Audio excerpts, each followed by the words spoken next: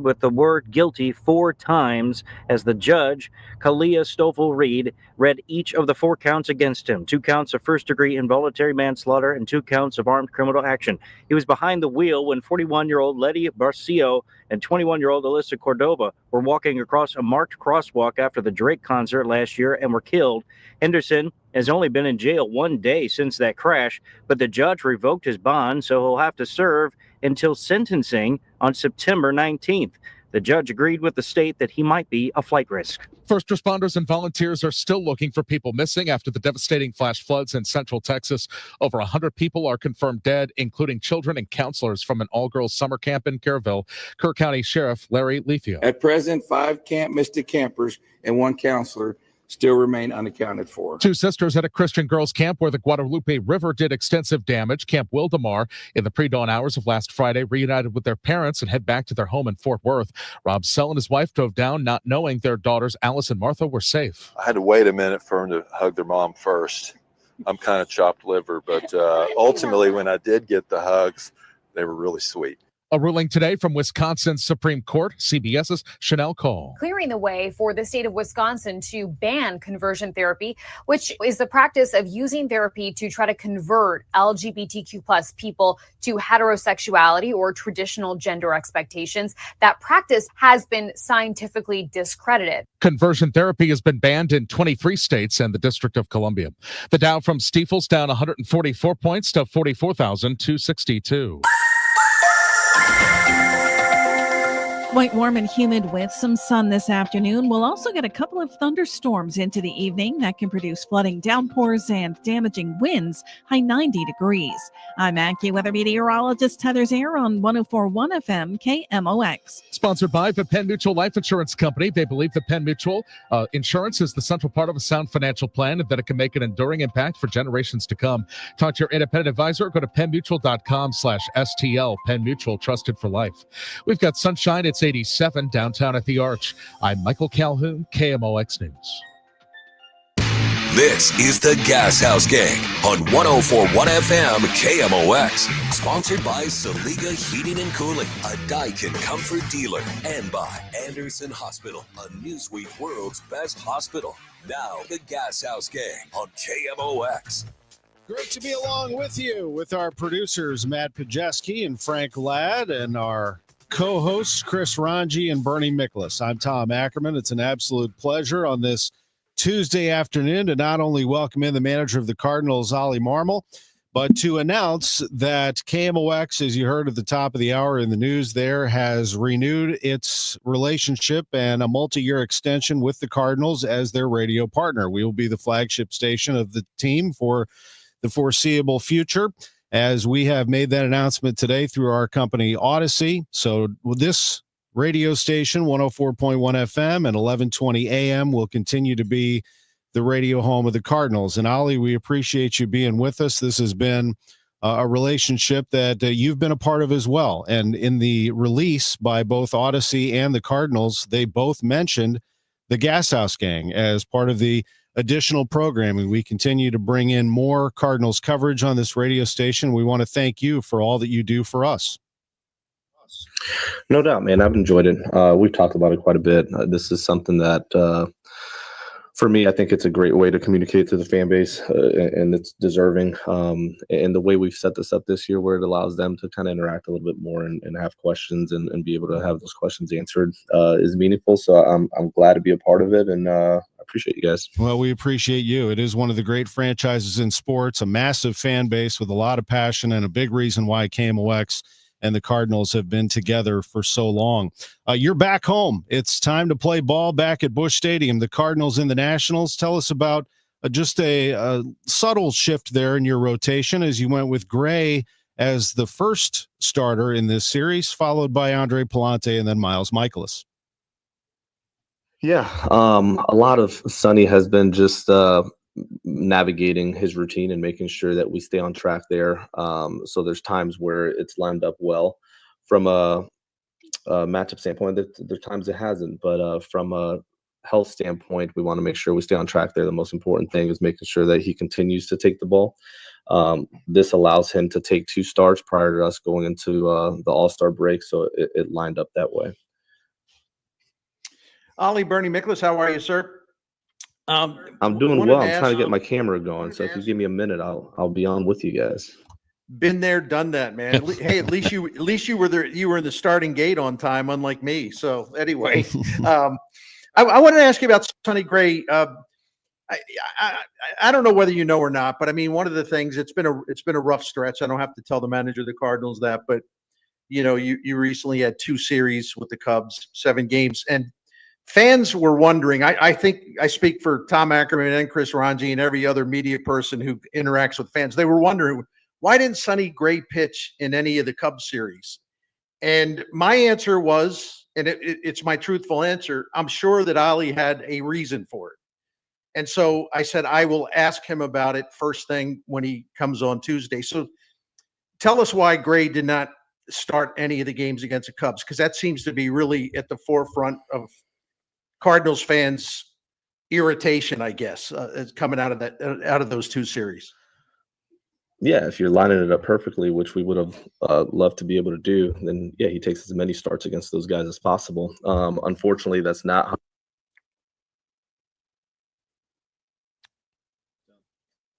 Sounds like I think we've lost his audio. We did lose it. Is that right? Yeah. Let's see. Possible. Oh, there you go. There we go. He's Yeah, unmuted. go ahead. Now you're good, Oli. You start over, Oli, please. Thanks. Nope, but we've lost his audio connection. No, so we're we're lost him. Yeah, we've lost the audio connection. We'll get right back to it. In fact, let's do this rather than dance around a little bit. Let's take a quick time out. We'll reestablish the audio connection, and we'll dive right into Bernie's first question about Sonny Gray and the Cardinals moving forward. This is the Gashouse Gang. It's sponsored by Saliga Heating and Cooling, SaligaHeatingandCooling.com, by Anderson Hospital. And the conversation with Oliver Marmol is sponsored by Siteman Cancer Center, national leaders in cancer. Get this, 42% of baby boomers don't even know how much money they have in their nest egg. If you're not sure where you stand in terms of getting ready for retirement, you should be listening to the All Financial Hour with Steve All. Let's sit down and talk about your questions, because I think that's the most important thing that it is out there. It's what questions do you have? Saturday mornings at 10 or Sunday evenings at 6, right here on KMOX. We started Neovitin because we wanted to create a multivitamin for ourselves.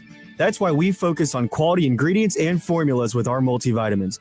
Neovitin 50 Plus multivitamins are formulated with over 20 vitamins and minerals, along with our 4-ingredient physician-formulated proprietary blend for the highest quality daily nutritional support. Give Neovitin 50 Plus multivitamins a try for yourself. Find them at your local Schnucks, Dierbergs, and online at neovitin.com. Life insurance. Why are you putting it off? Can't afford it? Too much hassle? Think you don't need it? There's lots of excuses for putting off life insurance. But if you weren't there, who would pay the mortgage and other bills? With Ethos, you could be covered in 10 minutes and boom, family protected. Ethos, fast and easy online term life insurance. Up to $2 million in coverage with no medical exam. Some policies as low as $1 a day. Answer a few health questions and get your free quote at ethos.com/radio. That's ethos.com/radio. I'm Ed Evans, CEO of Consumer Cellular. No, we're not one of the big guys. Truth is, we don't want to be. If you're over 50, Big Wireless probably has you paying for more data than you might need. You could be throwing away thousands over a lifetime. We're not here to be the biggest. We're here to bring you something we believe is better. Our plans start at just $20. You'll get the same fast nationwide coverage without the big wireless bill. Call 1-888-FREEDOM, visit consumercellular.com/facts or a store near you. Plans include $5 credit for auto pay and e-billing. See site for additional facts. KMOX is everywhere. 1120 AM. Streaming live on the Odyssey app. And now at 104.1 FM. Welcome back. It is the Gashouse Gang. Conversation with Oliver Marmol, sponsored by Siteman Cancer Center, national leaders in cancer. Sonny Gray gets the start tonight as the Cardinals take on the Nationals at 6:45. Just wanted to revisit Bernie Miklasz' question. In fact, Bernie, let's just go back to you and have you reestablish here with the manager. Yeah, Oli, fans were wondering, grumbling basically, that you had 2 series with the Cubs and Sonny Gray, arguably your best starter, didn't start any of the games. I told them, and I would ask you about it, I assumed you had a reason for it. You just don't do things willy-nilly. So there's the question for you.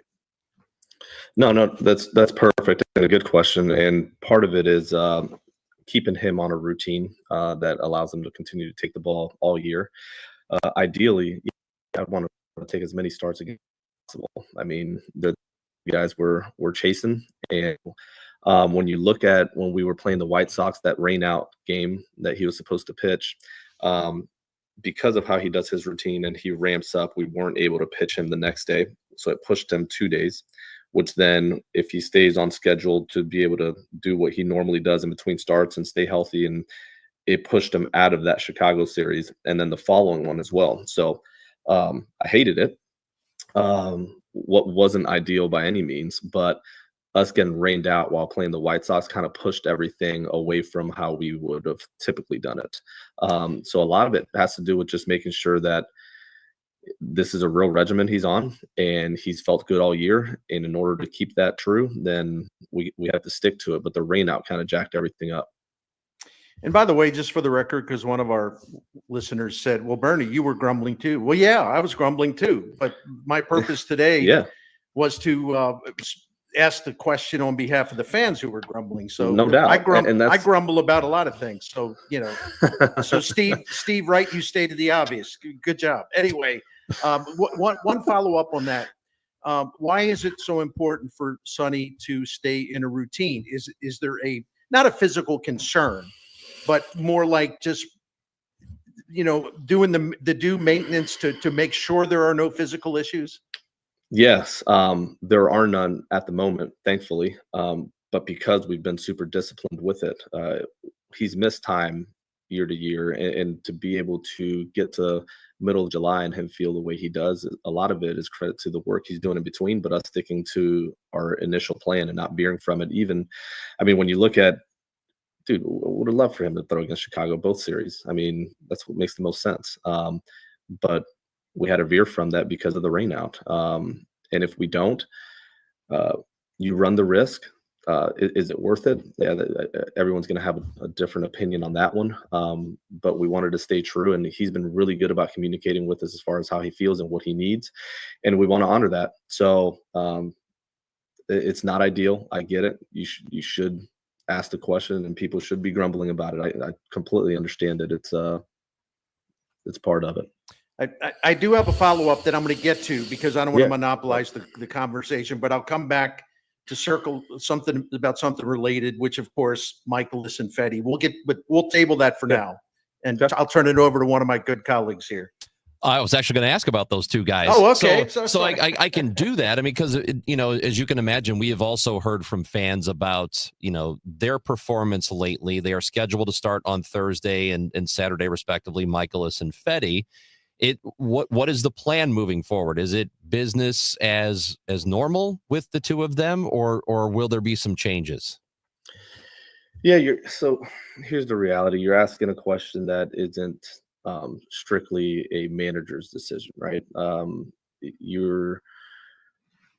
Yesterday was part of this. We'll continue the conversation as soon as I jump off of this call to figure out what the next steps need to look like. I said it in my post game, and in order for Fetty to be successful moving forward, he's going to have to find a solution to several things that are going on, and continuing to just hit the repeat button, to me at the moment, doesn't make the most sense. So there's a conversation to be had around that, but no decisions have been made at all. But yeah, I think it's pretty obvious that it's not going well. So yeah, as soon as I jump off of this in the next 20 minutes with you guys, I'll get the rest of the staff and group together, and we'll continue to talk about it and come up with the very next steps. When I had John Mozeliak on Sunday, he said, hey, McGreevy is lurking. Those were his words. And he said, we can't hold him down forever. So it's obvious that if you're looking at your options, that's really your option, unless you were to convert, Steven Matz back into a starting position. I guess there are a lot of things you're weighing here. You guys know where I stand on McGreevy. Love the kid. Love having him here.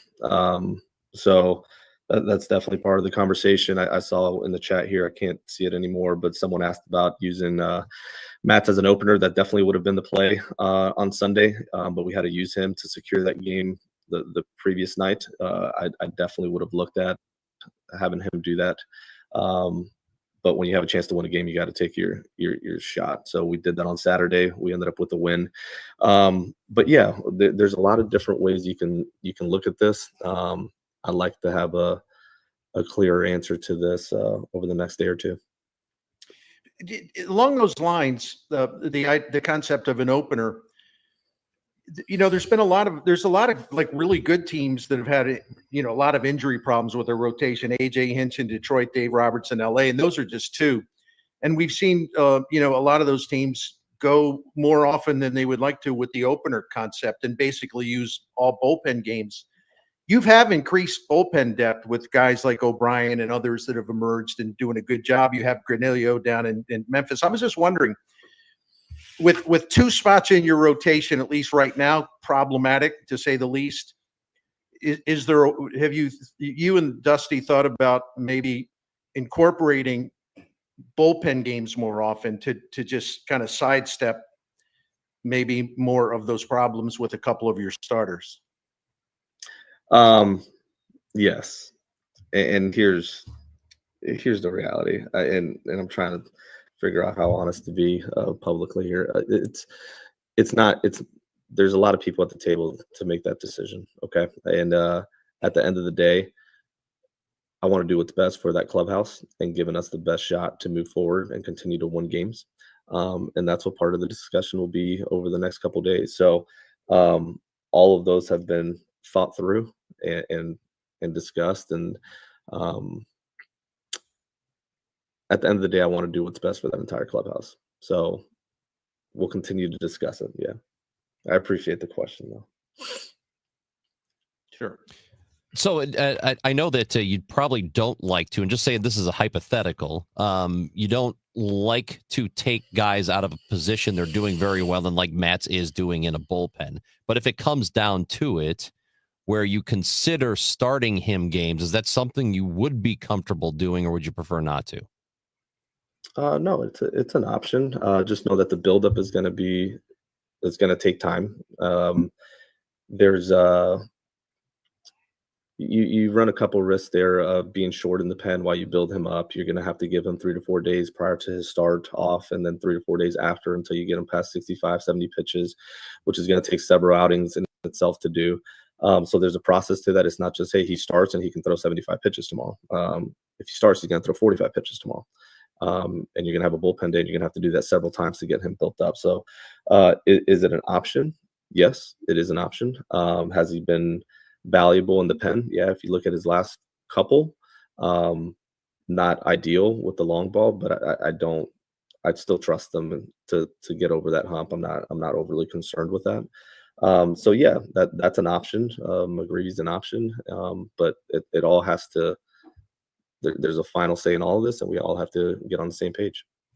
Oli, there's another side to all of this. Of course, I know we're focusing. I want to shift the conversation as we focused on pitching to offense. How do you explain what has happened there? I mean, it's a lot of zeros. It just seemed out of character for an offense that was really cooking there for a good portion of the season.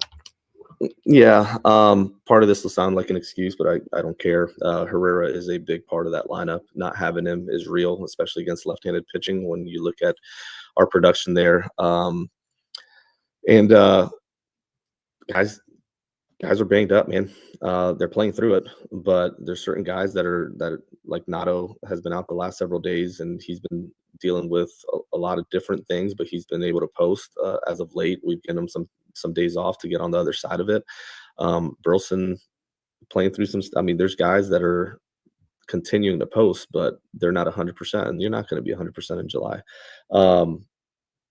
But offensively, yeah, it's taken a little bit of a turn. You're looking at guys, the league is starting to learn a little bit about some of these young guys, and they're having to make adjustments. When you look at Newt, there's some real things he's working through right now. When you look at Vic, it's no different. Gorman went on a stretch where it looked pretty good, but they're going to start to kind of pitch him differently and see if he can flip the script on him. You go around that entire diamond, and it's not surprising to us as a staff. We knew there would be some real ups and some real downs with this group. We've mentioned that while we were at a high. I said, hey, listen, this at some point we're going to have some lows, and we're going to have to work through it, because that's the nature of having a young group, man. they're going to get figured out, and they're going to have to continue to make adjustments. So we're in that period right now. But I do like how they're responding to it mentally. Even guys that are in a stretch that's not ideal and it's been a little bit lengthier than they would want, I feel like they're handling it well, especially for where they're at in their career. So we'll continue to coach. That's part of this year, man. Oli, one thought I had was, and listen, by the way, just to put it back on the table, I'm a big fan of Pedro Pages and what he does for the pitching staff. Sure. So this is not meant to denigrate him at all. But Pozo is so bleeping good against left-handed pitching, and he's just a good hitter, period. And I know by starting him, you kind of weaken your bench capability, but is there any thought, or how much thought is there to maybe giving Pozo a couple of starts a week rather than one, using him more to get some offense in there? Because if I'm not mistaken, he's solid enough defensively. And if there's some things there that makes that opinion wrong, you can tell me or not tell me. But just the idea about Pozo getting in the lineup more often. Yeah, Pages does a really nice job behind the plate, and it's hard to measure that unless you know what the game plan is and how he sticks to it and how he veers from it and how he's successful at veering from it at times. So it's hard to put a real number on how good he is back there. But having Pozo catch a couple games a week is something that we'll do. We had some off days that allowed us to keep Pages back there and keep him somewhat fresh. But when you have stretches where you don't have those off days, then yeah, we can put Pozo back there. It is nice to have him off the bench. We don't win that game unless we have him on the bench, and he can come through the way he did. But against left-handed pitching, that's why we went ahead and DH'd him on that Sunday game. So there'll be opportunities for him, and it's been good to see him do what he's doing. Man, this is a good kid. He works hard, doesn't say a word, and just does whatever he's asked to do. But giving him a little bit more opportunity and seeing what we have in that bat, I think makes a lot of sense. Is there anybody at this point, because we've been talking a lot all season about, this being a year the Cardinals were getting a good look at younger players, because, there's some evaluation you got to do for 2026 and Sure. beyond that. But is there anybody that you feel like you haven't gotten a good enough look at yet and would like to see more of them this season?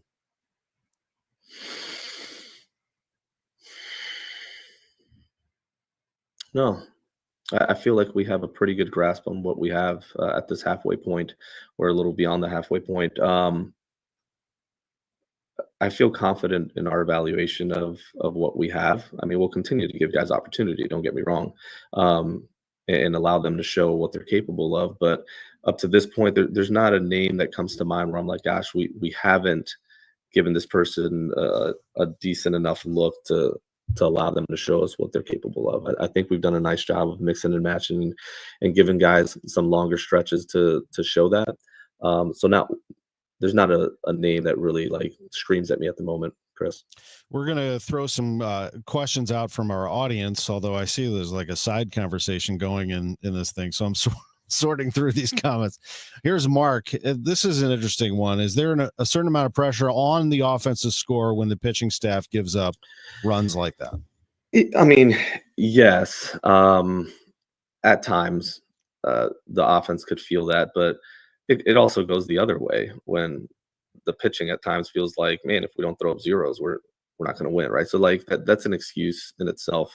Each side should handle their business and take just professional at bats regardless of situation and execute the plan. So I don't like to think of it that way.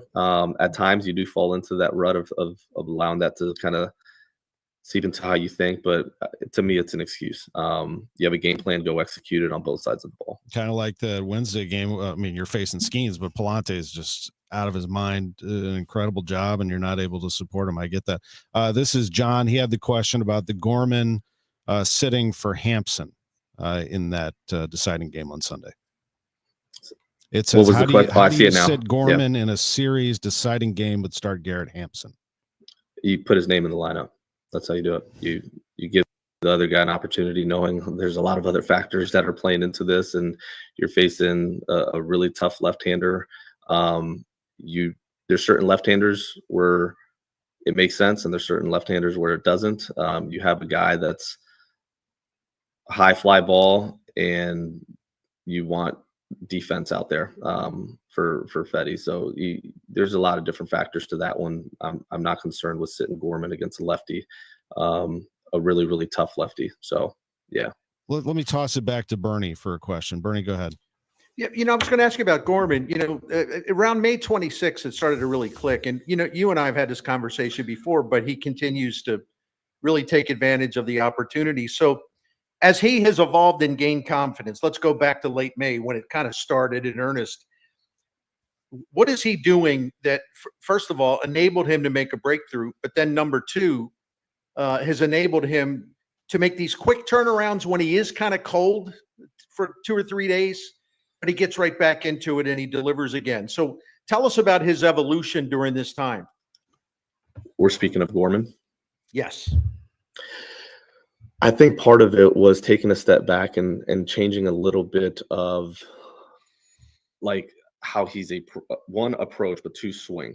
We saw chasing less, just controlling the strike zone, and then the higher contact is what's going to shorten the amount of time that he's in these slumps, right? Like we've seen Gorman super hot, and then he goes on these cold spells where it takes longer for him to get going again. Because of the contact rate, I think we're going to see less of that.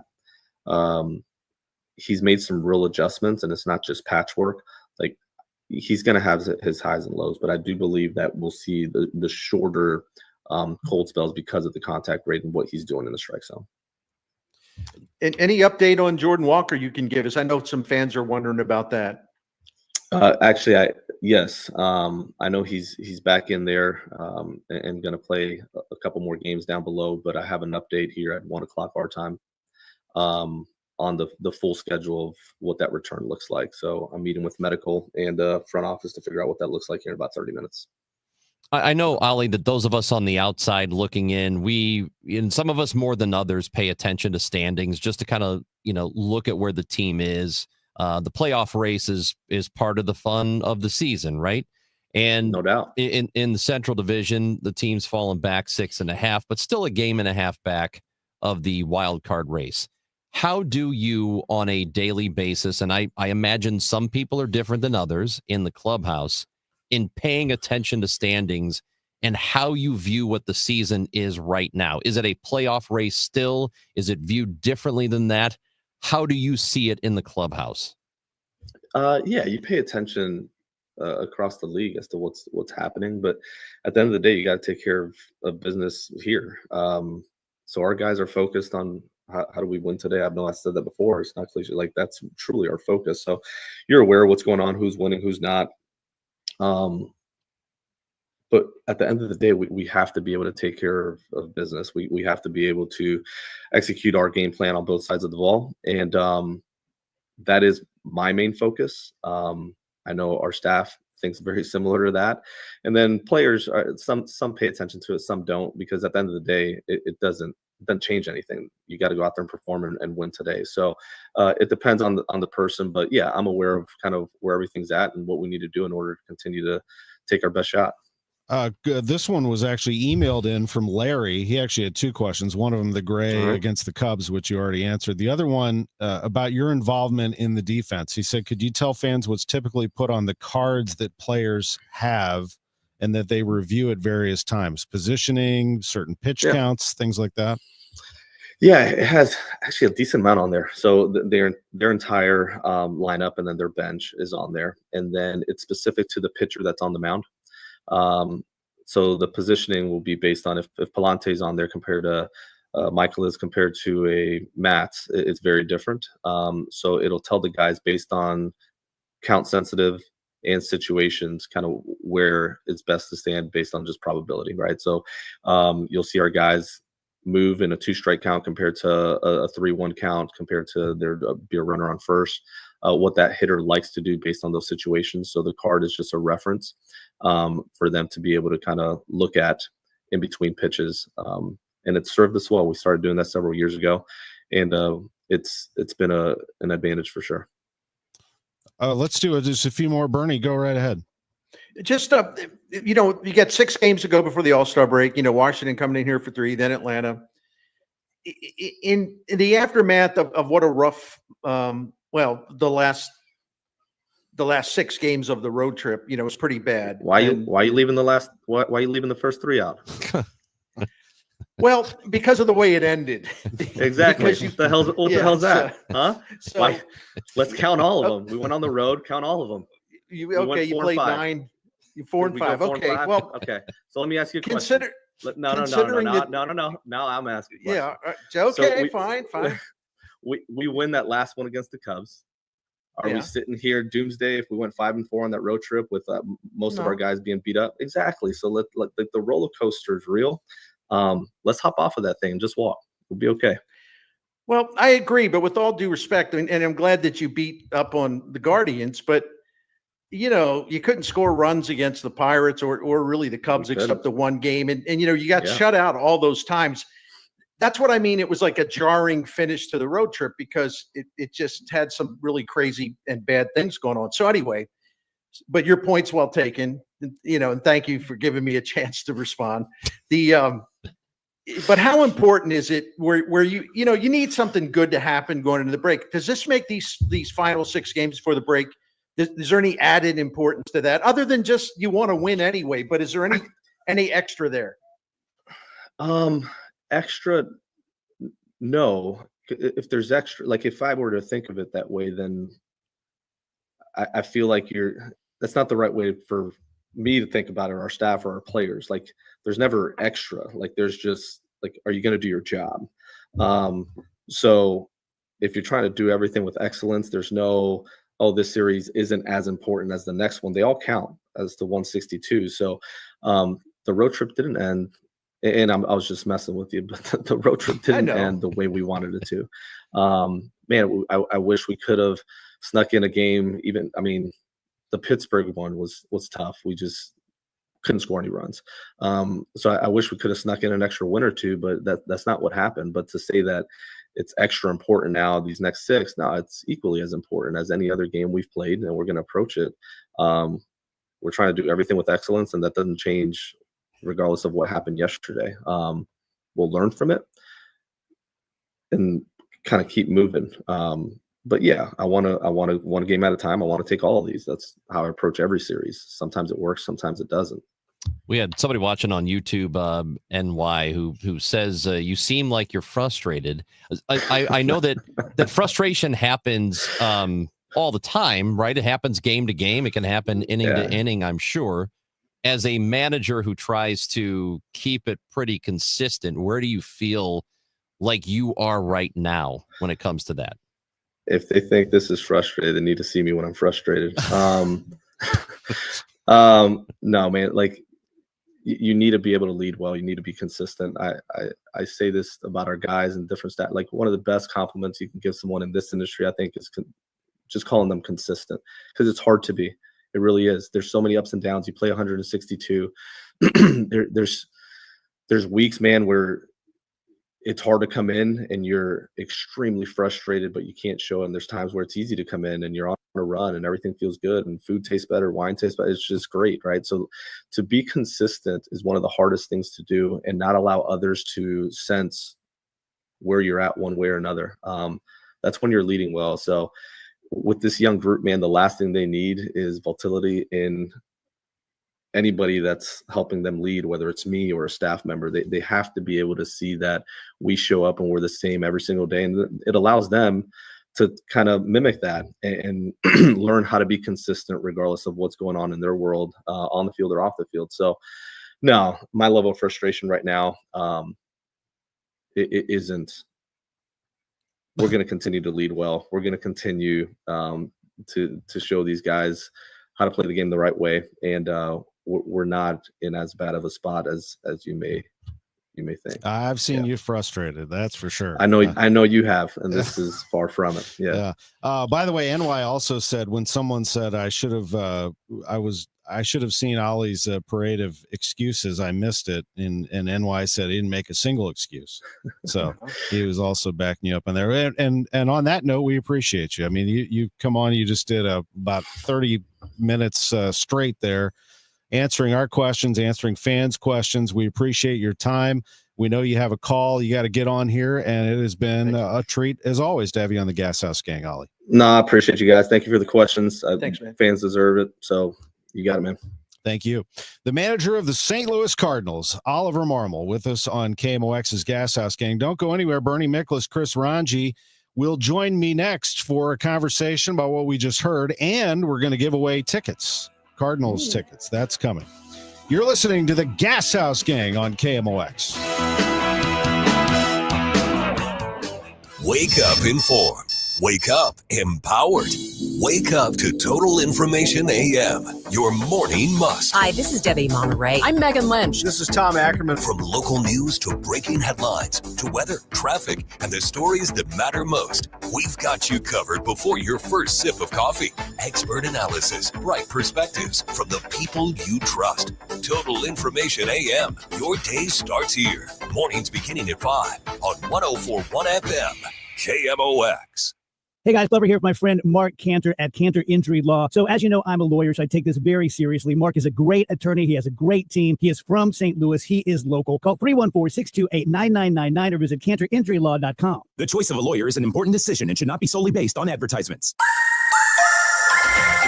It is 90 degrees in St. Louis. Feels like 97. Going to get some thunderstorms in areas this afternoon. Temperature is going to drop into the high 70s when that happens.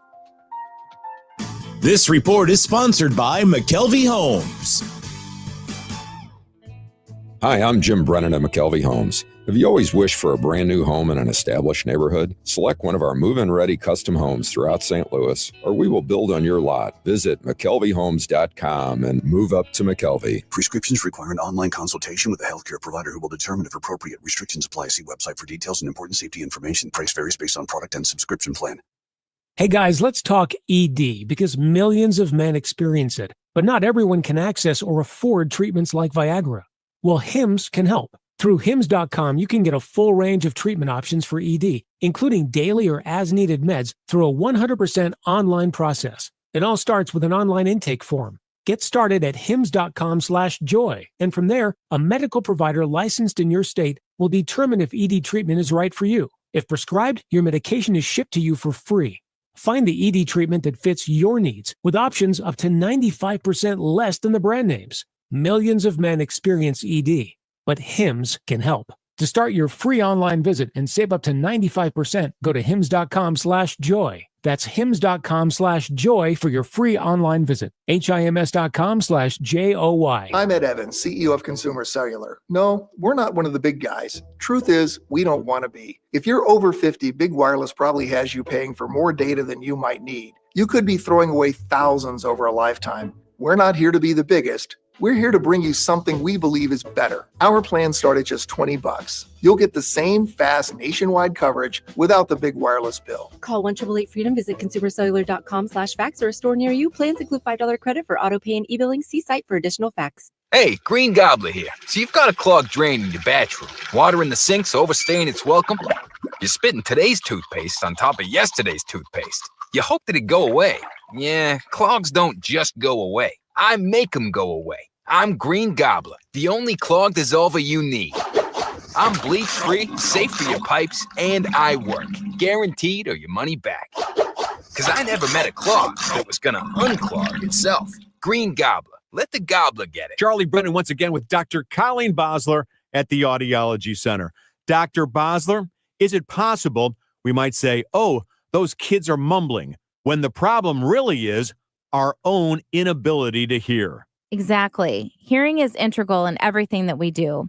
It keeps us involved and embraced in life. Not hearing someone is never normal. Ringing in the ears is never normal. And when people have a hearing loss, oftentimes they complain that they can hear, but they cannot understand people. And avoiding getting a hearing aid can have long-term effects on the speech reception area of the brain. So what that means is if you test and treat the hearing loss early with a hearing aid, we can prevent a decline in the speech understanding that can happen if the hearing loss goes untreated. The words of Dr. Colleen Bosler at the Audiology Center. 3 locations in St. Louis, 636-441-7470, the Audiology Center, STL.com. Named one of Newsweek's world's best hospitals for 2025, Anderson Hospital is your hospital for life, delivering exceptional, compassionate care to families across the Metro East. From emergency services to specialized treatments, our dedicated team supports your health at every stage. Experience world-class care close to home. Discover the difference at andersonhospital.org. Now back to the Gashouse Gang, sponsored by Saliga Heating and Cooling and by Anderson Hospital on 104.1 FM KMOX. Always great to be with you, and for you sticking with us, we are going to give you an opportunity to win 4 tickets to tomorrow night's Cardinals game against the Nationals to caller number 6 in honor of the great Stan Musial. 314-955-1120. 314-955-1120. Caller number 6, you are going to win 4 tickets to the Cardinals Nationals tomorrow. With Chris Ranji, Bernie Miklasz, I'm Tom Ackerman. Bernie, what did you take out of the conversation with Oli? I'll tell you one thing that jumped out at me is he said, hey, pitching changes aren't always a managerial decision. There are a lot of people involved in that, and he's about to get on a call about that very topic. Yeah, I think it's important to reiterate that Oli doesn't control the roster. In fact, no manager controls the roster. Maybe back in the glory days of Whitey Herzog, he controlled the roster because he was the de facto general manager. But there's a separation of church and state, if you will. The front office or the head of baseball operations has absolute authority over the 26-man roster.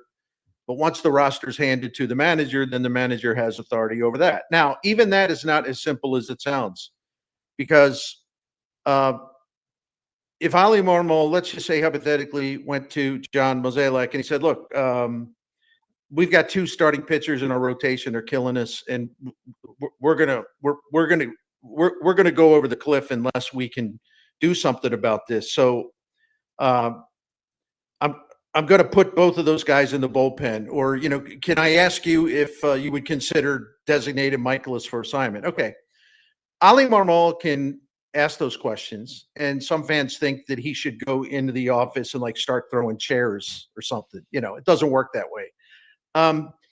So if John Mozeliak is adamant, and this is true of Walt Jocketty with Tony La Russa, it's true of any head of baseball operations. If they are adamant in opposition about what something the manager wants to do, the final authority does in fact lay on the desk of the guy who's making all the baseball decisions. Yeah, it does affect what Marmol can do with the 26 players he has, but he can't go in there and basically demand that the Cardinals give the boot to 2 starting pitchers who have become liabilities. So he's doing the best he can, and I think a lot of the times he does very well. Sometimes it doesn't work out. The Sonny Gray thing doesn't work out. But if you give me another minute here, really quick, but even that's complicated. Okay, the reason why, granted, the rain out in Chicago kind of messed things up, but the reason why Gray didn't start any of the Cubs games is because Gray is very set on his own routine. He's on a different schedule than other starters. He has to do things his way. And by the way, he's not the only starting pitcher where that's true, but it kind of limits Oli a little bit there. Just like Ryan Helsley has his routine. And, he doesn't want to pitch in a non-save situation. He doesn't want to pitch for more than 1 inning. He doesn't want to do this. He doesn't want to do that. I mean, so it's kind of tough when you now fans might argue, well, that's why there's a manager. He should make those decisions, not the players. It doesn't work like that in modern baseball. All of these managers very much bring their best players into the loop because they what they think really matters. So we can fuss about that and say, Oli's a figurehead or he's this or he's that. But we've got to be in touch with reality about how the game is run in 2025. And Oli Marmol has got some limitations about what he can do.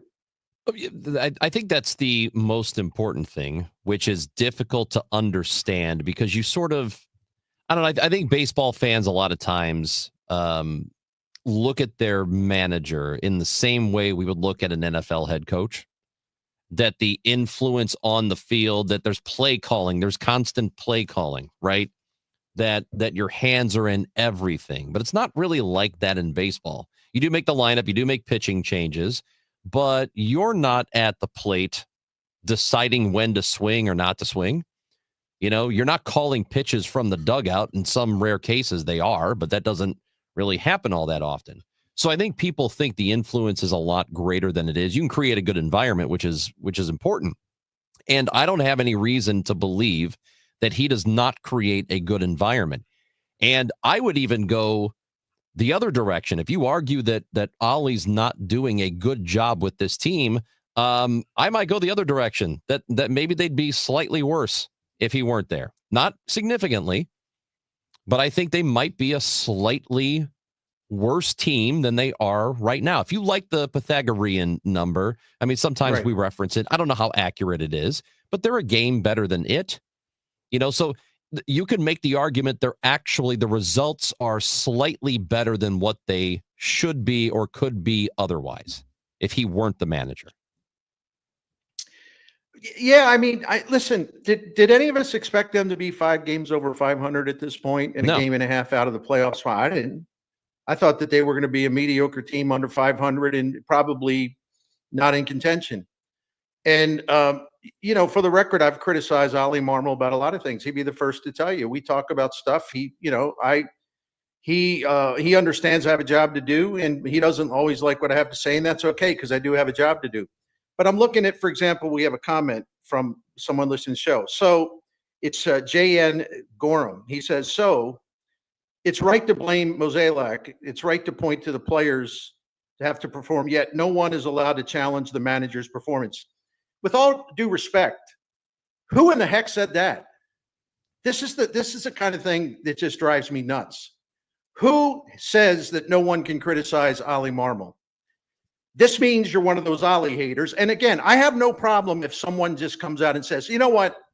I just don't like the guy. Okay. I wish they had another manager. I don't have a problem with that. You know why? Because it's honest. But let's not mask it. Let's not mask your dislike under some kind of baseball premise because it has nothing to do with that. Oli Marmol gets ripped a lot. Some of it is justified. Some of it is not justified. And a lot of it is really naive because you assume the manager has this all powerful superhuman authority over everything. And that's just not the case. And I don't know how it could be that possible to be so out of touch with the team you supposedly follow. People can rip Oli Marmol all they want. I will be fair about it. So if you don't like that, I don't care. You can feel as you wish to feel about Oli Marmol, but I don't have to go along with it to pander to his critics who hate him for reasons that have nothing to do with his managerial performance. Yeah, it's quite simple. The manager of a baseball team easily gets the most criticism of anybody. I mean, there are too many games, there are too many moves, there's too many conversations, too much availability. They get criticized more than any of them. I mean, you go back to Schilt, to Matheny, to La Russa, we all questioned their moves. And by the way, they barked at all of us. I mean, it's just the way it is. So many confrontations with Tony La Russa. One other thing real quick. Let me look at it. Let me do it this way, and I will be quick. All right. If you listen to a good percentage of the fans, I can't say exactly, but it's a lot of fans. Ownership's failed the team. They don't spend money. They let this decline. They like that decline. They're not committed to winning. They're not committed to winning. You hear that all the time. They're not committed to winning. You hear fans talk about Joe Mozeliak. He should have been fired years ago. He's terrible. Look at this roster construction. Look at how come they're not spending more money. Terrible roster construction. They haven't drafted well. They haven't developed well. So if you all are saying that about ownership and management, and frankly, there's a lot of truth to that. Well, why would you then expect Oli Marmol to like build some superpower team, given what you're saying about ownership and the front office? Like you're saying the ownership and front office have like let everyone down, but yet you somehow think Oli Marmol's got the superpower to overcome all that. It doesn't make any sense, people. I love you, but it makes no sense. I'll tell you what makes perfect sense. Two things. Doug from Staunton, Illinois won the tickets, by the way. Hey, the other thing is your love for Saliga Heating and Cooling. Tell us about it. Why? You know, it always comes after I get hot about something, huh? Anyway, gotta cool you off. Yeah. Saliga Heating and Cooling is a Daikin Comfort dealer. Has been taking care of St. Louis family since 1927. My friend Dan Saliga is the fourth owner operator of that proud family business. And we have been a Saliga family calling on Saliga for 16, 17 years. And I understand why they've been around since 1927, because they're great at what they do and you can trust them and they have utmost credibility. If they weren't great at what they did and they weren't honest and trustworthy and good, you think they'd still be around coming close to 100 years now? The same family running that business? I can tell you what the Miklas family can share with you after lots of experience with Saliga Heating and Cooling. Their knowledge of the business is fantastic. Their knowledge about even how to treat customers is fantastic. They are honest. They don't try to upsell or hustle or talk you into something expensive you don't need. In our experience of people we know, like our neighbors, no, it's the exact opposite. They'll suggest cheaper solutions if you have a problem. That's their integrity. And they're very classy when they come into your home. So you can trust all of these things. One final thing, take a look at the Priority Club. It's a maintenance program that will save you money because it extends the life of your equipment, and you also get some other perks. To find out more about Saliga, go to SaligaHeatingandCooling.com. Thank you. Many of you know that my inspiration for becoming an accident attorney was my brother Tim, who was rendered a quadriplegic at age 18. I didn't know what a personal injury lawyer was or what they did, but I soon did. Tim was treated terribly by the insurance company, and I became enraged. It was a constant delay and deny. I'm John Morgan of Morgan & Morgan. Tim later worked with me for 27 years. Last year, my hero died at age 65. You can see my eulogy for him by visiting mybrothertim.com. He was one hell of a man. Because of Tim, together we built the largest injury firm in the world, and our clients are treated the way I would want my family to be treated. At Morgan & Morgan, nobody is a nobody and everybody is a somebody. If you need our help, visit forthepeople.com on your phone or computer. See you soon, Tim. Morgan & Morgan, forthepeople.com. Injured? Dial Pound Law or visit forthepeople.com for an office near you. Two legendary bands, one epic night, Collective Soul, and Live are bringing the rock to St. Louis. Catch their summer unity tour at Hollywood Casino Amphitheater July 17th with special guest Braylon James Rue. Don't miss your chance to hear such hits as Shine, December, I Alone, and All Over You. Collective Soul and Live. Tickets can be found at Ticketmaster.com. For more info, KMOX.com/events. Retiring soon? Get the information you need by joining Kyle Jones and Matt Allgeier of Fire Capital Management for your retirement highway, Sunday mornings at 9:30. Investment advisory services made available through Pine Ridge Advisors, LLC, registered investment advisors. Securities made available through AE Financial Services, LLC, member FINRA and SIPC. If you're drowning in IRS debt and can't afford to pay, then you need to take advantage of special IRS tax programs that are available and free yourself from IRS collection efforts once and for all. Due to the financial hardship consumers are facing throughout the country, the Internal Revenue Service has made it easier to settle delinquent tax problems. An open phone line has been established by Community Tax for consumers to call and see if they qualify. Take down this number or store it in your cell phone, but call the Community Tax Helpline at 800-536-9607. If you owe back taxes to the IRS and cannot afford to pay them back, or even if you have years of unfiled tax returns, there's no need to fear anymore. But you have to call the Community Tax Helpline today at 800-536-9607 for the help that you need. Don't take on the IRS alone. They can attack your wages, savings, pension, home, and even your Social Security check. Call 800-536-9607 for your free consultation and to see if you qualify. That's 800-536-9607. Hey St. Louis, this is Ben Barnett, board certified master arborist with Timberline Professional Tree Care. In my nearly 30 years in the industry, I've seen firsthand what damage falling trees can do to your property. The sad thing is that most trees that fail have defects that can be identified by a well-trained certified arborist. At Timberline, we have 7 ISA certified arborists, 3 of which have gone through extensive training and testing to become tree risk assessment qualified. Our track certified arborists can perform a thorough assessment of your tree and provide mitigation options for your peace of mind. If there's nothing wrong with your tree, we will let you know that it poses a low risk of failure. If it needs to be removed, we'll tell you in a detailed written report. It's all about honesty and integrity here at Timberline Professional Tree Care. So call us today to get a tree risk assessment scheduled.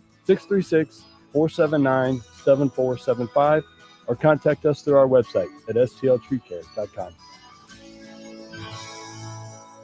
Today, The Cards, the Nationals. Ameren Total Access 550. Cardinals Radio, 104.1 FM, KMOX. And Cardinals Radio for many years to come. We thank you all for joining us today. Our big announcement today, a multi-year extension. We're excited about that. We're excited about our show with Oli Marmol. Cardinals play tonight at 6:45, 5:50 pregame for Bernie Miklasz, Chris Ranji, Matt Pajeski, Frank Ladd, Oliver Marmol. I'm Tom Ackerman. Thank you for joining us on the Gashouse Gang. Rolling.